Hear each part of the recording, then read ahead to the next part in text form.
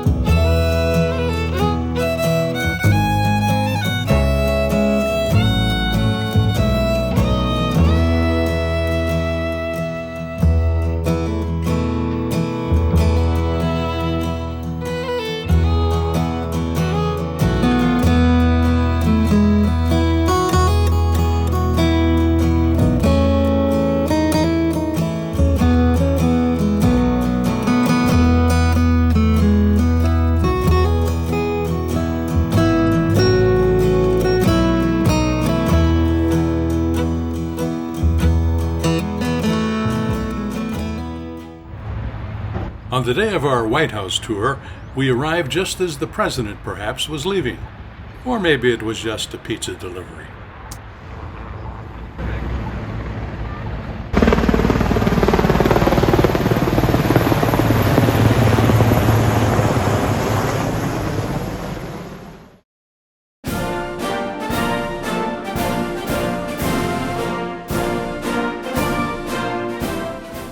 The current East Wing lobby was constructed in 1942 during Franklin D. Roosevelt's administration. The colonnade that connects the East Wing to the ground floor of the White House is part of an addition built by Theodore Roosevelt in 1902. Franklin D. Roosevelt converted the room into a theater and primarily used it for viewings of wartime newsreels. First families and their guests have enjoyed the theater for entertainment ever since. The garden was revived by First Lady Jacqueline Kennedy and now bears her name as a tribute to her efforts to revitalize the White House, its grounds, and the surrounding neighborhood.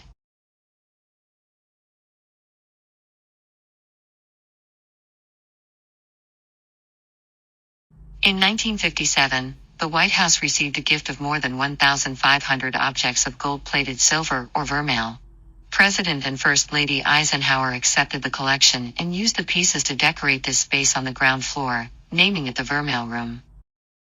First Lady Edith Wilson named this room the China Room in 1917 and established it as a space to display the growing collection of historic White House tableware.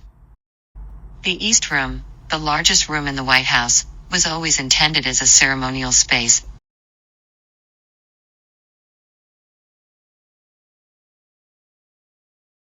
In addition, the room is regularly used for press conferences and bill signings.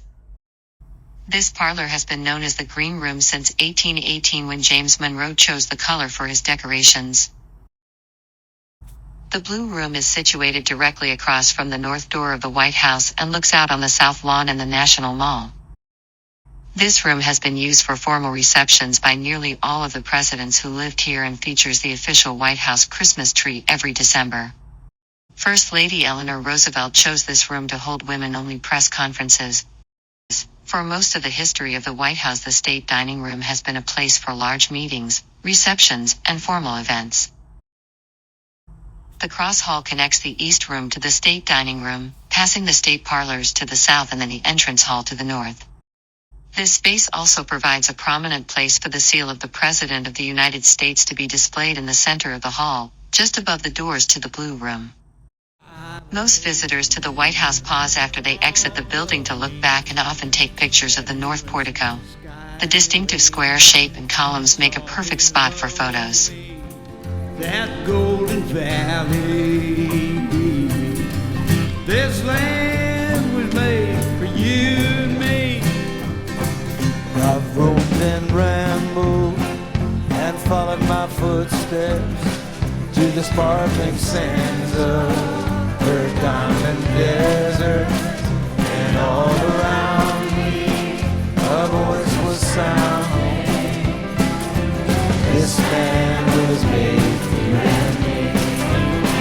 This land is your land. This land is my land. From California to the New York Island, from the redwood forest to the Gulf Stream water. This land was made for you and me.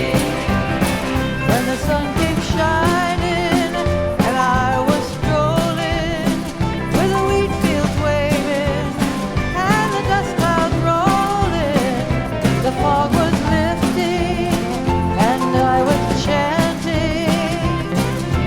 This land was made for you and me.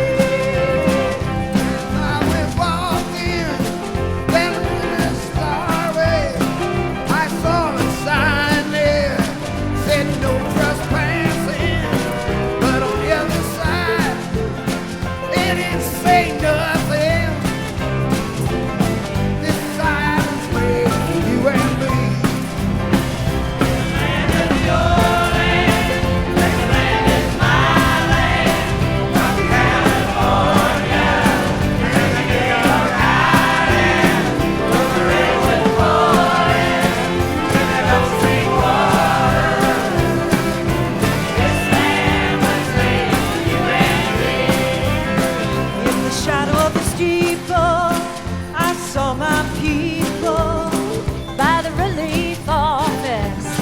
I saw my people as they stood there hungry. I stood there asking, is this land made for you and me? This land is your land. This land is my land.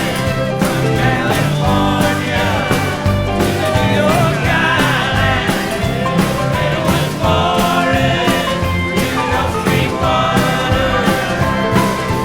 This land was made for you and me. Nobody living can ever stop me as I go walking that freedom highway. Nobody living can make me turn back now, 'cause this land was